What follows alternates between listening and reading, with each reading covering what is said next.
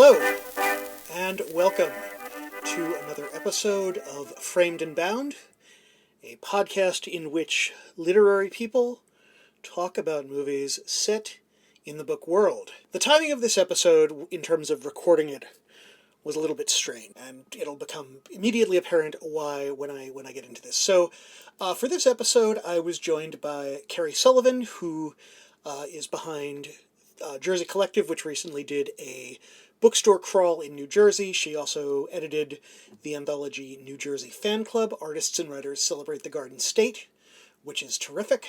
We talked about the film Harriet the Spy, which stars the late Michelle Trachtenberg. We recorded this prior to her incredibly untimely and very sad death earlier this year.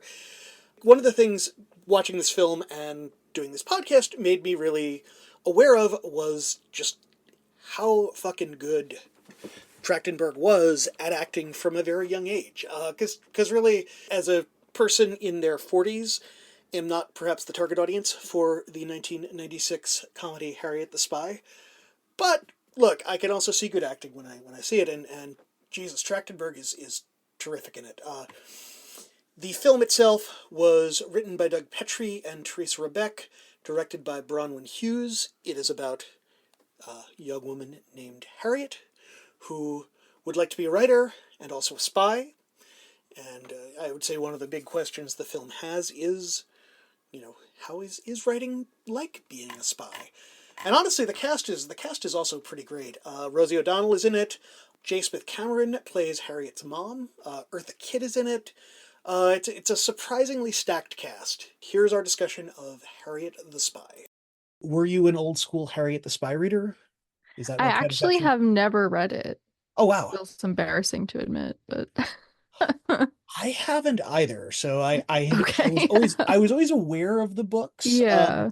I think probably because gender, I was kind of like, well, it seems more like girls, and I'll Oh, read totally get the that. Hardy Yeah. Boys or something. Right. But it's actually kind of a bummer now, because it's like, having watched the film, it's like, oh, okay, no, there's actually some interesting, some probably relevant stuff for adult life in there. So did you first see this when it was first out in the world, or did you come to it later, or? I think I must have seen it when I was pretty little.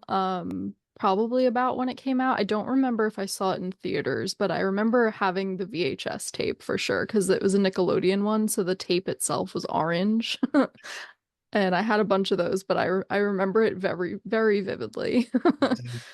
Yeah, I was looking at the Wikipedia page for this mentioned that there was some sort of like custom Nickelodeon home video release, which I don't know.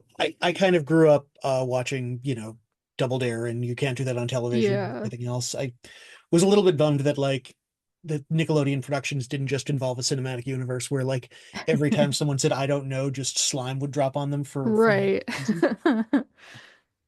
Fair So enough. yeah. I have to say, I was one of the two things that kind of amused me about researching this was discovering that this is a film that I believe multiple people who would go on to win Tony Awards were involved in. Oh, wow.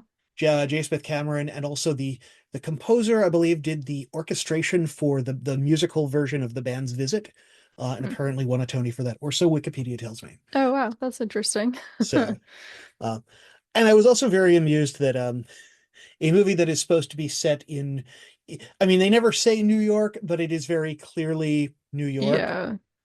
and was shot in Toronto. And there's the scene where they're going through the park, and there's the giant red like maple leaf, which I'm just like, that is not New York.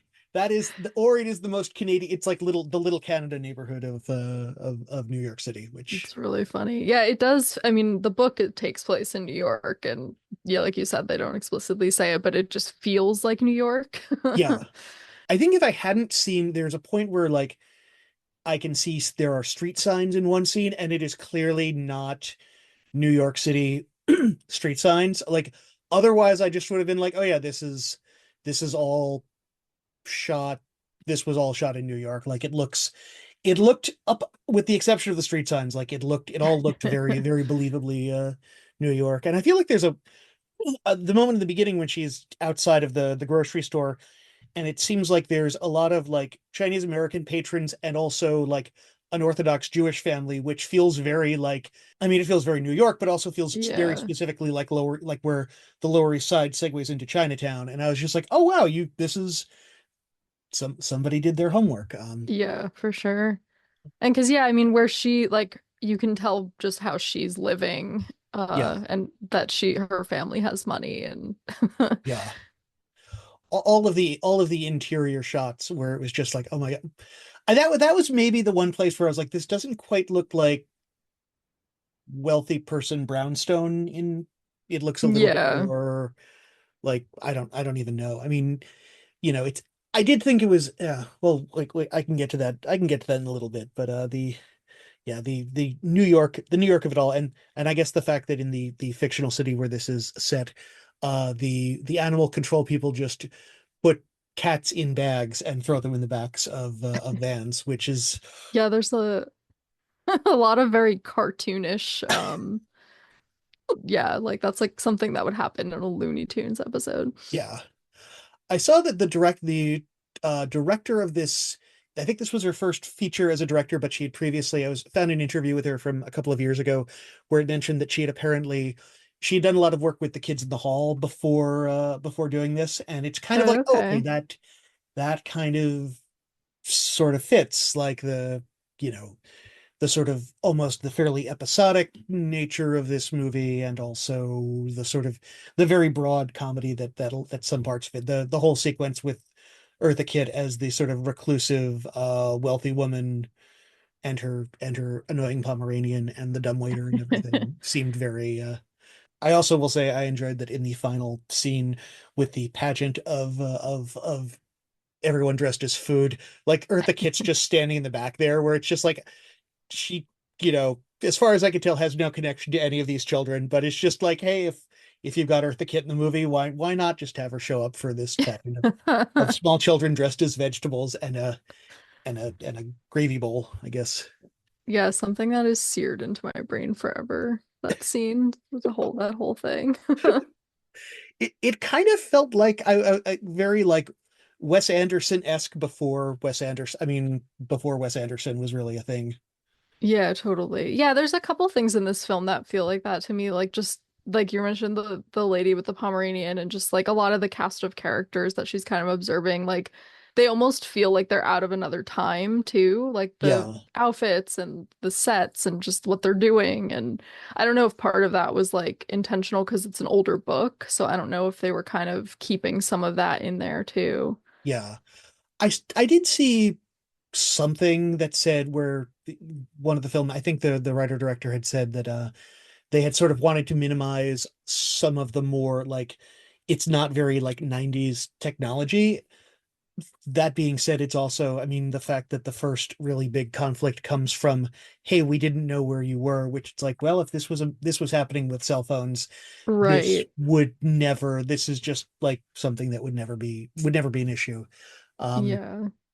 but yeah, the like the older the man with all of the cats living in his apartment where I mean, yeah, just the man walking around singing jazz, but also just the huge empty, not empty, but like the high ceilings of the loft space and oh, that's just so magical. I mean, yeah, Yeah, there's so many things that I remember seeing as a kid that just like it the world building is really good. Like that garden they go to in the beginning too, that Gully takes them to where it's like her friends, weird sculptures and stuff and just yeah, all these little magical places. And when you're a kid and you watch it, you're like, "Oh wow." yeah, yeah. I definitely can remember like there were a few books that for me were always like I mean, I think you may well have had the same thing. Like I think I've always had a weird relationship to New York, because like New York was less like the mythological, oh my God, it's New York, and it's just like, oh, it's the Yeah. city that's an hour away. Um, but there were still a few books that like left me with a little bit of a sense of New York as kind of a place where there was something magical going on. The Diane Duane wizard books were absolutely like exhibit A for me in that category. But yeah, like, and I think this film does a pretty good job of conveying that sort of you know the magical Canadian parts of New York. I did at one point scroll whimsy down on my notes because Yeah, there's that's perfect word. the the other thing that I found super interesting about this, or one of the things I found interesting about this, was again doing a little bit of research. I believe the character of Harriet is supposed to be 11, and Michelle Trachtenberg, there was an interview with her where she said something that she had just turned 9 when she had started working on this, and Mm.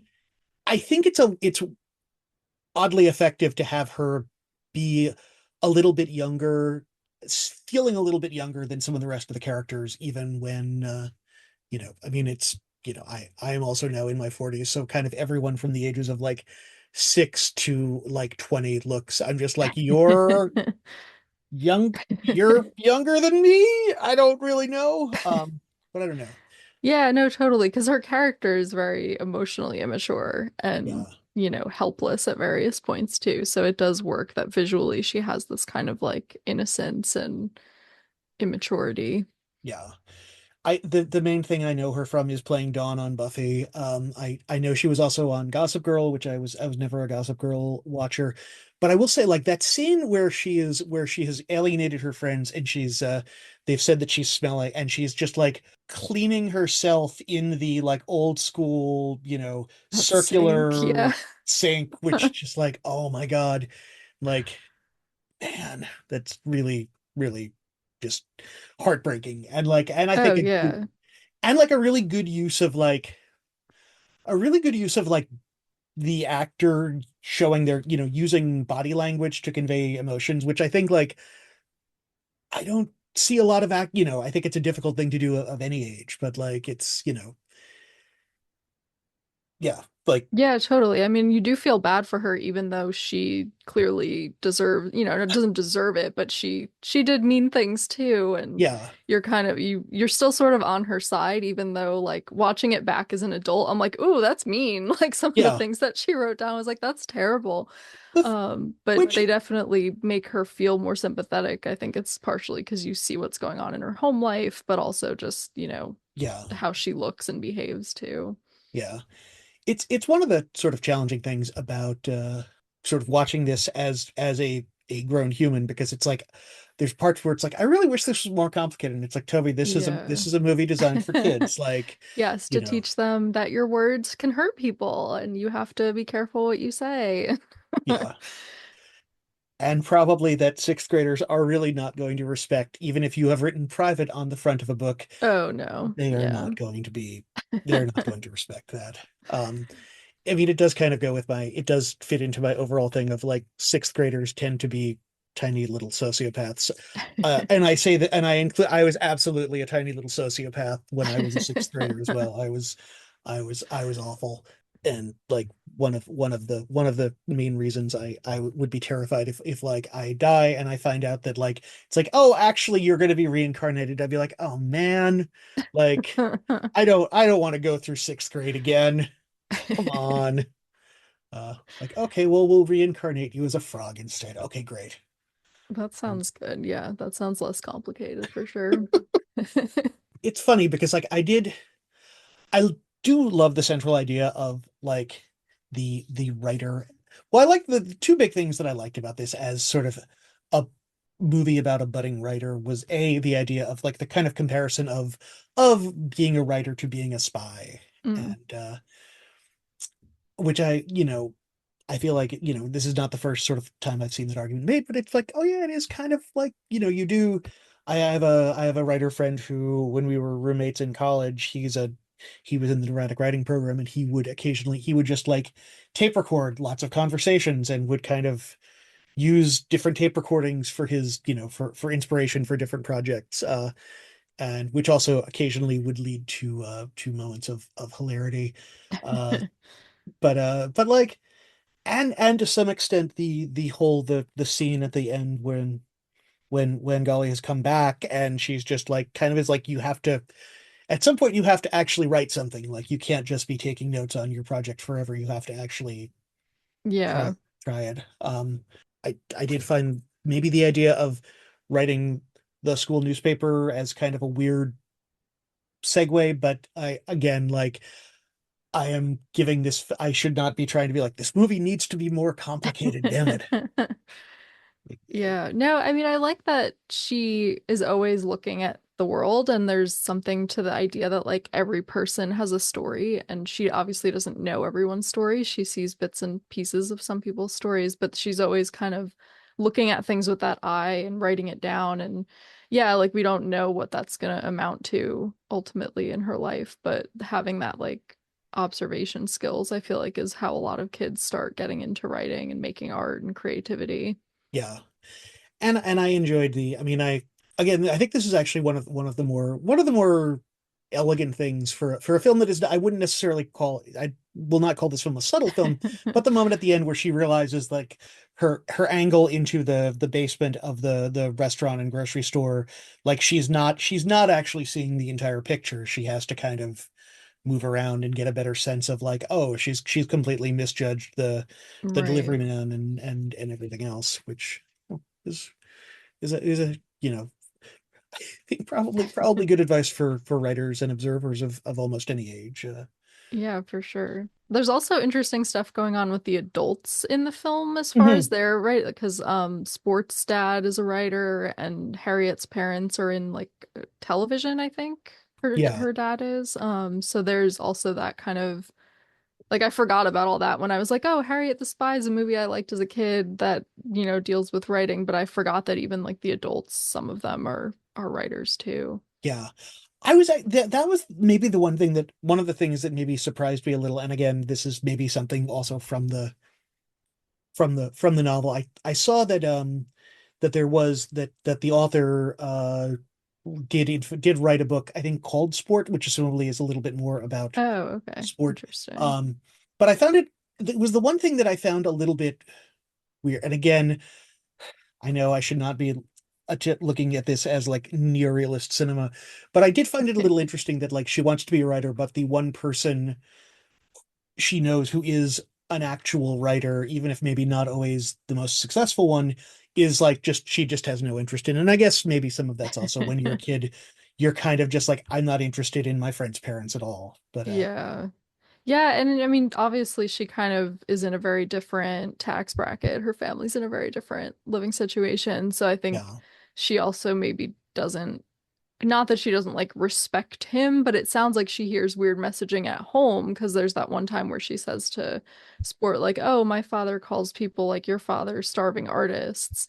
So it's like, I don't want yeah, to be like, this little kid doesn't respect this adult because that just doesn't even seem like a concept that, applies. But yeah, I think she probably is just hearing different things at home about like what makes you an artist or, about success or things like yeah. that. There's that one line where it's something like that. I think that Dolly says to her about like that her parents are that her father is successful, but like success sort of means you don't actually get to do the thing that you love doing, Yeah, that and he has there's a the high pressure job.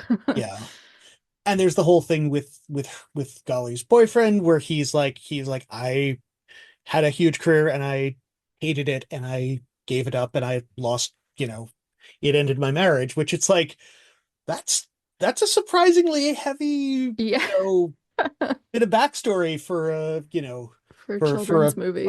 yeah. But I also appreciated that that was there because it is like again like one of the things, and actually this is one of those things where I'm like I think I maybe am gonna need to up my feelings on this because I do think like the way that there is a class presence in this film works.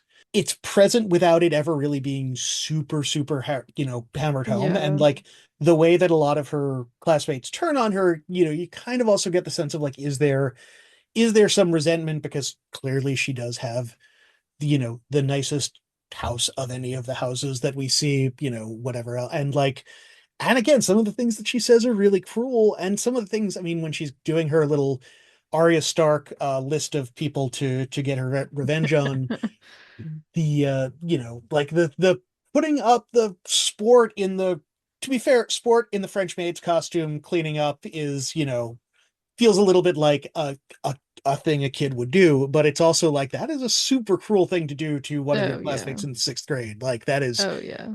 like And your friend, you're supposed to be one of your best friends. yeah.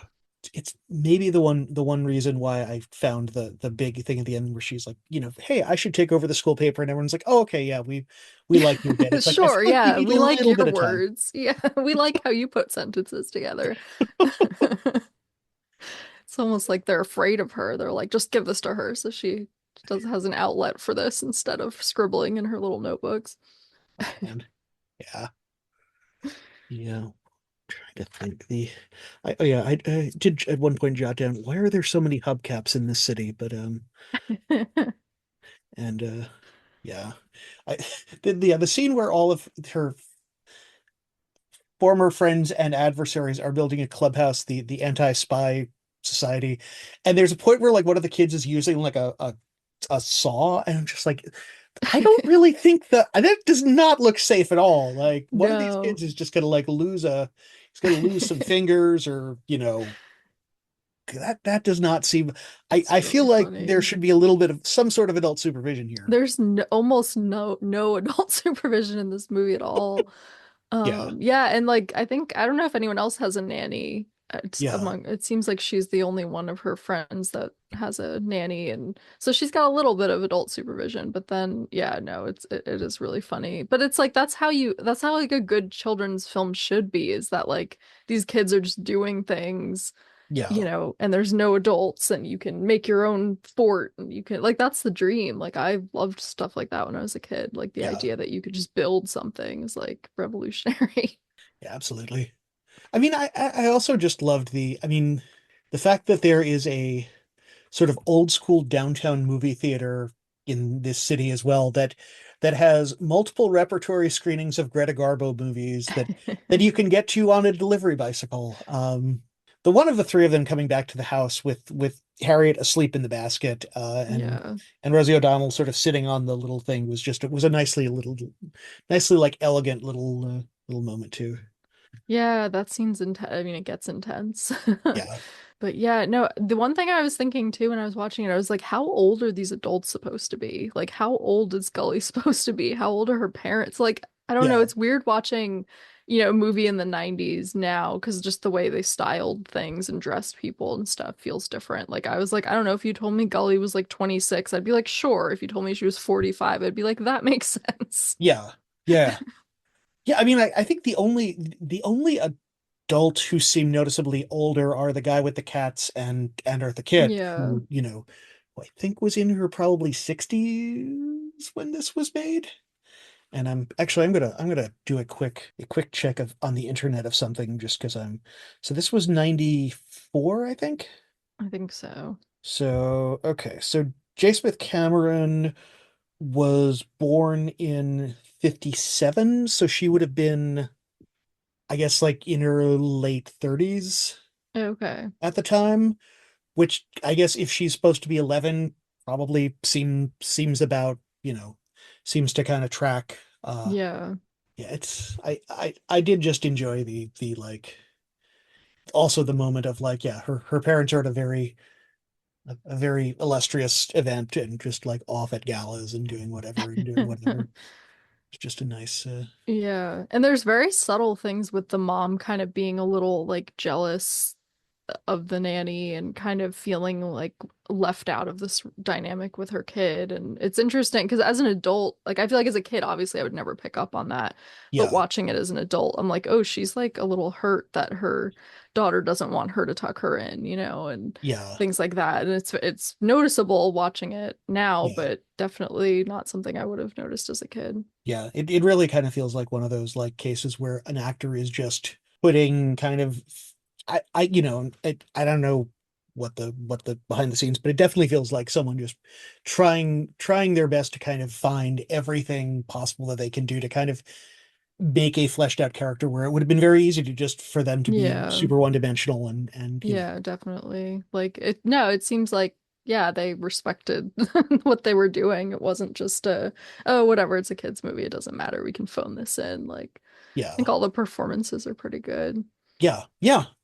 I mean, I like the bit towards the end where goes to therapy, and which seems to mostly consist of playing Rock'em Sock'em Robots, and but also like it was interesting to me.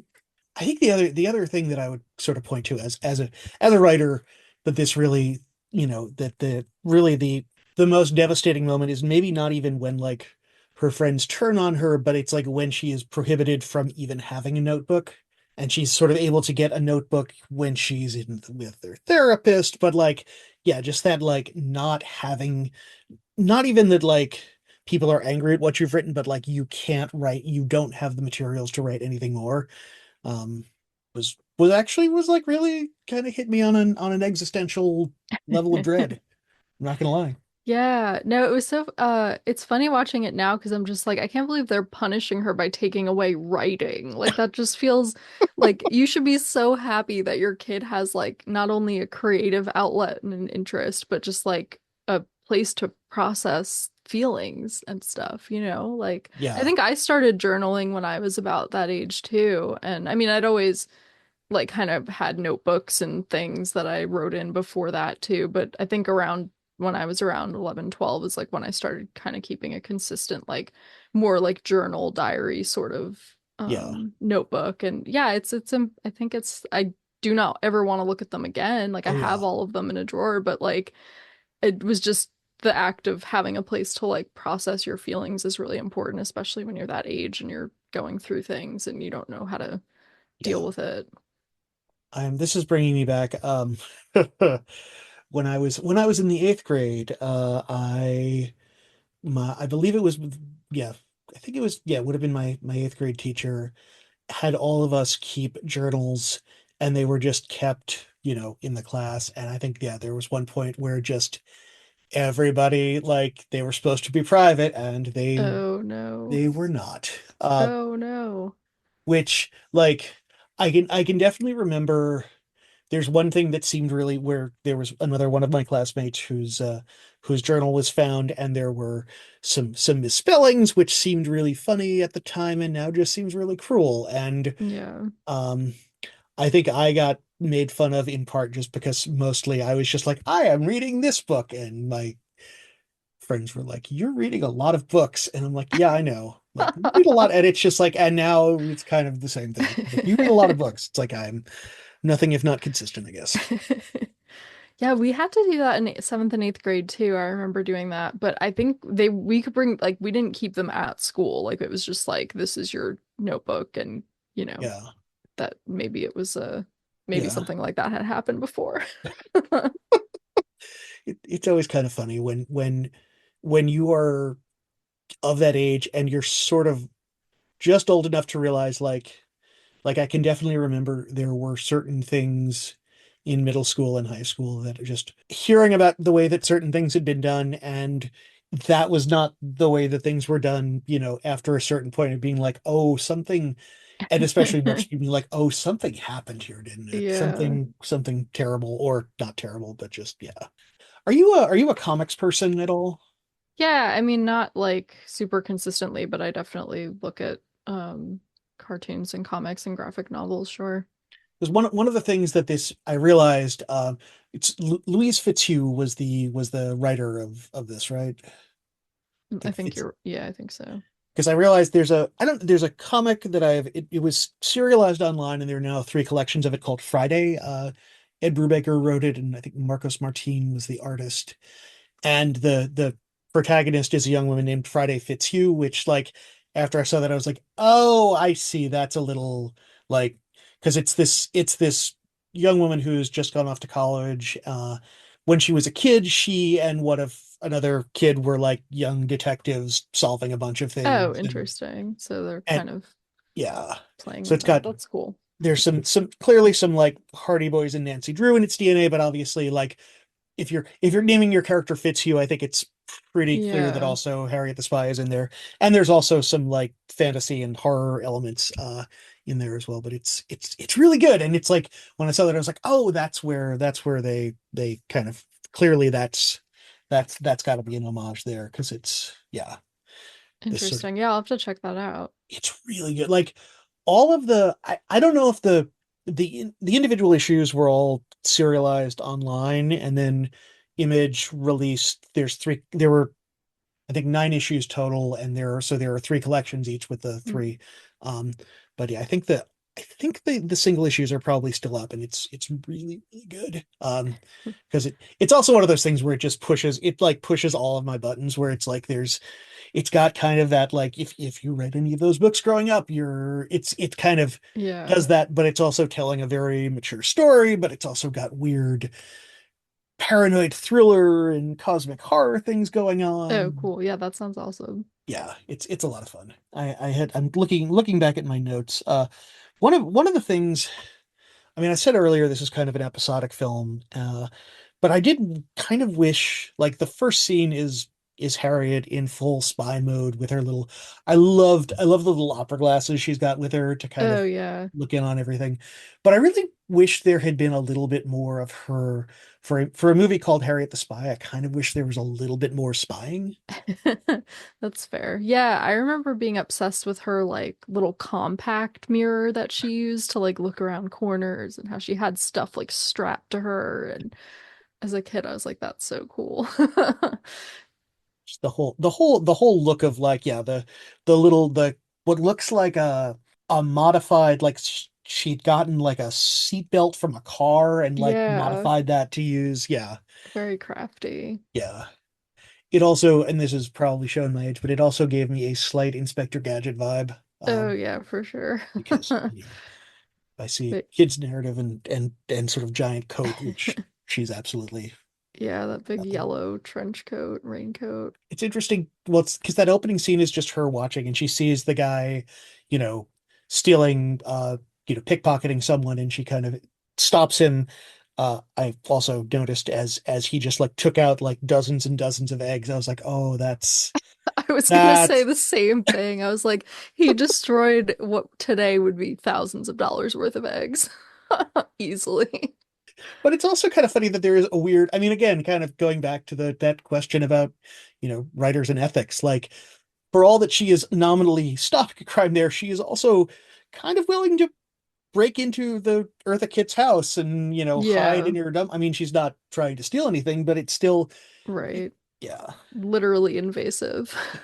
yeah. But So, yeah, no, I mean, I was watching it too, and I was thinking about like, oh, only like a little rich girl who's white could get away with some of this stuff. Like, yeah, like she's not gonna get in trouble for this, but yeah, other children would. yeah. And yeah, and there's that. I mean, the moment at the end when I guess, yeah, the thing that kind of prompts her parents to kind of take away her, her notebook privileges is the fact that a cop brings her back to the house, which like, and yeah, and that also kind of goes to that class thing again too, right? The like, it almost seems to be less that like she did anything wrong and more that it's just kind of embarrassing for her parents that Yeah. happen, which Yeah, they are very definitely very concerned with like appearances and things like that. yeah. Just to speak about the timelessness of this, I am curious. I will say that there's the point where like her adversaries are all on rollerblades, which is one of the few like very like, yep, we're in the 90s, all right. Yeah, Because if the movie was 10 years later, they'd all be on razor scooters. oh my God, yeah, they would, wouldn't they? Oh, I am curious. I saw that there's been a subsequent adaptation of this, and I saw that I think it was subtitled Blog Wars. So Oh God. that was about I was just like, I guess you could update some of this, but like I Oh. don't also if she's blogging, doesn't that just mean that it's basically Gossip Girl as I understand it? I don't know if I like that. I might have to watch it though just to be curious about it.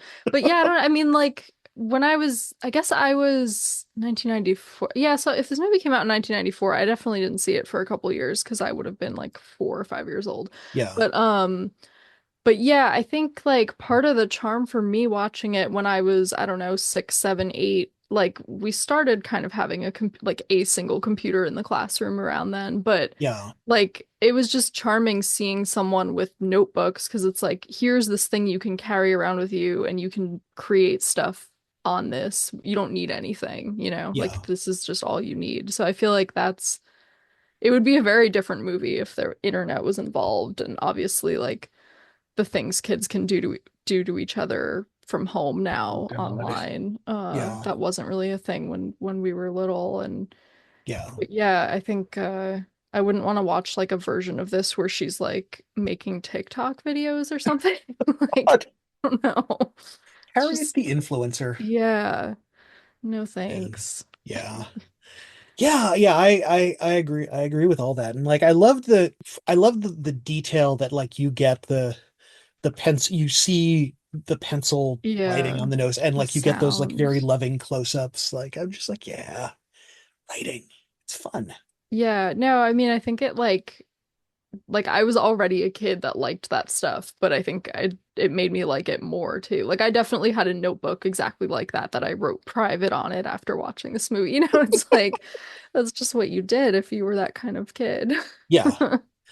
I also appreciated the sort of the melodrama of being a sixth grader, where like towards the end when she's sad and she's seeing all of like the hell and the torture images, because it's like, oh yeah, this is kind of her own sort of hell, as much as like a privileged white, you know, kid uh can have that sort of thing. Like this is Yeah. her very personal.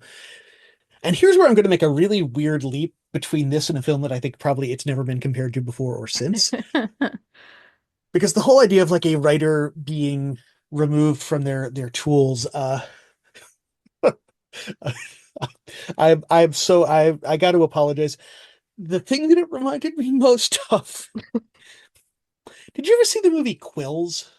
No, Are you familiar with it at all? I don't think so. Um, so it's a movie about the Marquis de Sade being like I was gonna imprisoned. say someone in prison because they were I think Jeffrey Rush is the Marquis de Sade, okay. and Kate Winslet is like the washerwoman there who like he has like written into his erotica, and I think Michael Caine and Joaquin Phoenix are both like Catholic authorities who are, one of them is more sympathetic and one of them is not.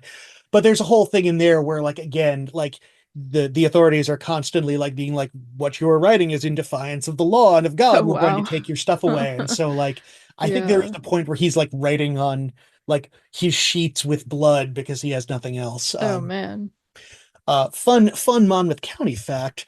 I saw that movie at the Art House Theater in Red Bank, Oh nice. and I was the youngest person there by decades. And I think a lot of people were like, "Oh, it's a period piece. It's got Michael Caine and Jeffrey Rush. It'll be like a Merchant Ivory thing." And like just so many people, like not so many people, but multiple people just getting up and was like storming out, like, I did not expect a movie about the Marquis de Sade to have, weirdly, dirty things going on, like Oh no. horrors. That's really funny. I'll have to watch that. Yeah, I have not watched it since, so I cannot speak too much to whether it's good or not. But I mean, it's got a pretty good Some cast. pretty, I was gonna say all those names you were naming are heavy Yeah, hitters. and I seem to remember an interview with the. This is also a comment that's kind of aged a little weirdly. I believe the director had said like he was very influenced by the Clinton impeachment, and so he sort of saw the Marquis de Sade as like a Bill Clinton figure, and one of the like either the Michael Caine or Joaquin Phoenix character was like a um Kenneth Starr figure. It's like a very weird Okay. metaphor in retros. Like it was weird then Yeah. and it's weirder now, I think. But but yeah. And I I'll have to and I dig that one up. yeah. But yeah, so yeah, Harriet the Spy and the Marquis de Sade, more similar than you might think. That's really funny. I mean, when you're a kid, that's like the stakes of everything feel like that, you know? Yeah. Like she might as well be in prison. Like that's how Yeah. it feels when you're an 11-year-old girl and someone's taking something like that away from you. Yeah. Yeah. I think it's also like there's the whole scene where Golly is sort of fired slash resigns, and again it's like, yeah, when you're that age, it's like you can't bear the idea of like someone is going away and Yeah.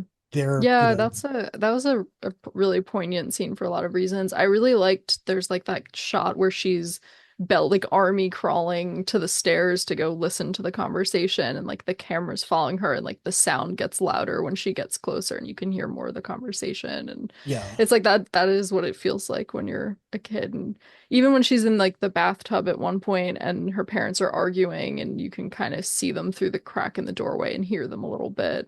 Yeah. And then Golly slams it shut and is like, you don't need to listen to that. Yeah. There's just some cool like audio, like sound design and stuff. Yeah. I think that we kind of covered most of the stuff I had wanted to get to. Was there anything else about the film that you wanted to Not bring up, really. or? Yeah, I mean, like I said, it's a silly movie, but Yeah. Yeah. But kind of gets you too in yeah, surprising ways, I gotta say. yeah. Um, Especially talking about it, I'm like, I think this was a little bit of a better movie than I maybe even gave it, than I had given it credit for, a couple of days ago. So yeah. Is there anything of yours you want to talk about, promote? Not really. I mean, if a New Jersey thing I'm working on, Ooh, I'm planning an event for the first weekend in June, so June 7th and 8th. It's going to be a indie bookstore crawl around the oh, cool. state. Nice. Because I was jealous a lot of other like major cities do things like this, but New Yeah. Jersey doesn't have anything like this. So I was like, that'd be fun to attend. And then I realized since it didn't exist, that meant I was gonna probably just have to do it, as Yeah. happens with many things in my life. So yeah, kind of in the early stages right now. Nice. But I have about a dozen stores have said they would like to be a part of it. So hopefully it'll be a pretty big thing and yeah, Very cool. coming soon. Awesome. I feel like depending on where those stores are, I feel like that could cover a lot of territory Oh too. yeah, definitely. So But yeah, so if people want to try and go to as many of them as they can in one weekend or just one or two or whatever. But yeah, it's we're a unique state since we're small yeah. and people can, cover as much ground in the same amount of time as it would take to like cover a whole city somewhere else. So Yeah. I feel like I went a couple of years, actually more than a couple of, probably like 10 years ago now. There was a Brooklyn bookstore crawl, and I did a bit of that, and like that oh was fun. nice, yeah. But that was, yeah. That's cool. Yeah, Mm, no, like I said, I see them all the time in different places. Like Philly has one, and I was in Austin last fall, and one of the stores had a postcard about an Austin one, and I oh, was like, nice. this is fun. I want to do this. Yeah. Sounds great. Is there like a website or anything for it, or should people just keep Right an eye on your now, social yeah, media? right now, it's the social media. There will be a website, but right now there's just an Instagram that has nothing on it, but it's NJ Bookstore Crawl, Awesome. and hopefully soon it will have some stuff on it. But I will link that in yeah, the show notes as well. thanks. Thanks so much for coming on and Yeah, for thank for talking you. It about was this. Yeah. fun. And that was our discussion of Harriet the Spy. Join us in 2 weeks. We'll be back, hopefully, actually in 2 weeks, with guest Melanie Anianos, author of Night Swimming, and we'll be discussing the mid-70s, I believe 1976 film The Front, starring Woody Allen and Zero Mostel, which is a film that I can say I have watched it really surprised me in a lot of very good ways, not the least of which for just an absolutely towering supporting performance in the film. So yeah, stay tuned. Thanks for listening. If you enjoyed what you heard, please leave a review on your podcast app of choice.